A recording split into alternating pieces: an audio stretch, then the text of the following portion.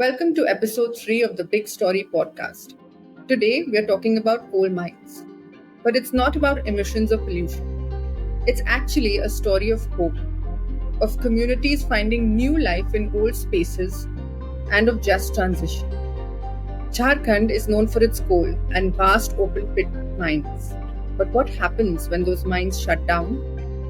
I'm joined by our correspondent Shaswata, the author of our latest big story, From Extraction to Regeneration, How India's Coal Mines Are Being Reimagined. Over to you, Shaswata. Hi, Anushka. You asked a very important thing, like what happens when these coal mines are shut down. So mostly they are left abandoned and they fill up with groundwater. But in Jharkhand's Ramgarh district, something entirely new is happening. These water-filled mines have been transformed into artificial lakes where local communities are now farming fish. In fact, it has become a bustling hub for pisciculture. They're even exporting to neighboring states like Bengal and Bihar. And who is leading this? Who is benefiting? So during my visit to Ramgarh, I met Rajdev Yadav. He's like 52 years old. Earlier used to work in coal mines, but as the mines were gradually shutting down, he and his peers realized that they'd be staring at unemployment. So they decided to do something about it, and they approached local authorities to start a fish farm at a nearby abandoned mine.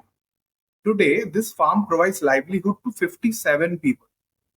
So this is a very important thing because as coal mines are shutting all over the country, there is a need for providing alternative employment to communities who are dependent on coal work to survive. Initiatives like pisciculture can go a long way in helping them transition in a just manner. But then again, it's not very easy to simply start doing different work. The first year, Yadav and his peers made the mistake of breeding too many fish. As a result, there was a lack of oxygen in the water and they lost about 10 tons of fish. But they learned from it, and last year they sold 42 tons of fish, mainly tilapia, and made a profit of around 20 lakh rupees. And now, as Yadav told me, this work is definitely better than working at coal mines.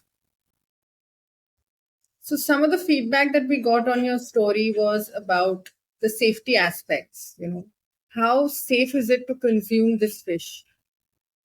A mine closure expert that I spoke with said that there's a misconception that coal mine water is toxic.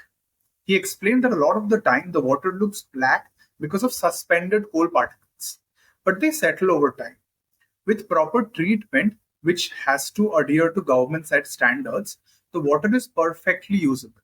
In fact, he said that 95% of mine water in India are non-toxic.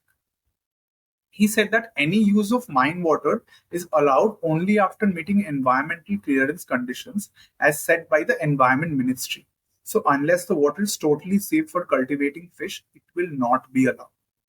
Also, such targeted restoration requires scientific know-how.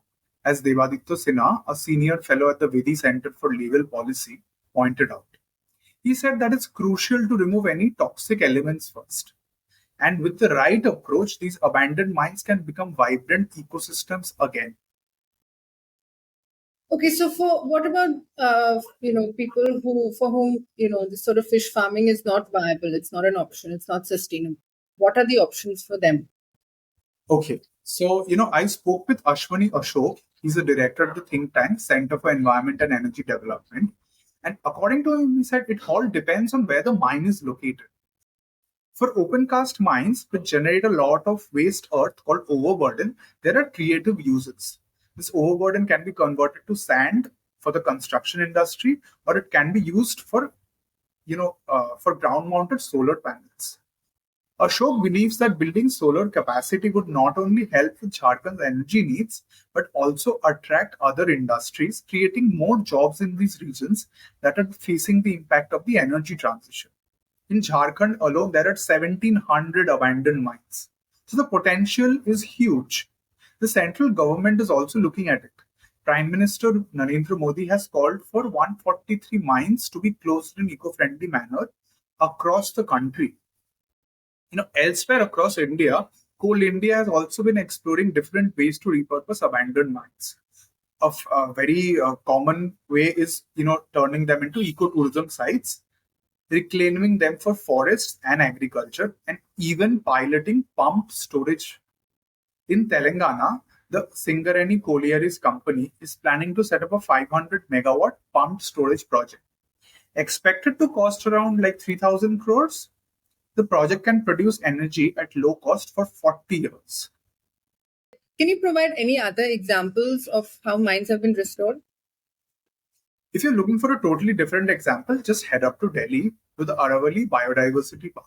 Now, this lush green oasis was built on an abandoned pit quarry. A team of scientists led by Dr. Mohammad Shah Hussain started working on the degraded land back in 2004. And there are different depths because of different mine heights. And they used this to create different microclimates where they planted saplings. And today, the park is home to over 900 species of plants, which has attracted 200 species of birds and a wide range of animals. And it also provides, is the green lungs of Delhi's South Delhi today. Oh, amazing. So it's clear that repurposing abandoned mines isn't just about cleaning up the landscape, it's about building a new future. Whether it's through fish farming that provides livelihoods, solar farms that power the future, or urban parks that bring back native biodiversity. These old scars on the earth are being transformed. It's not a uniform solution for every problem, but it's easing some of the burdens on communities, and that in itself is a story worth sharing. Thank you, Shaswata. That's it for today, folks. You can read the entire story in the link provided below. Stay tuned for episode 4.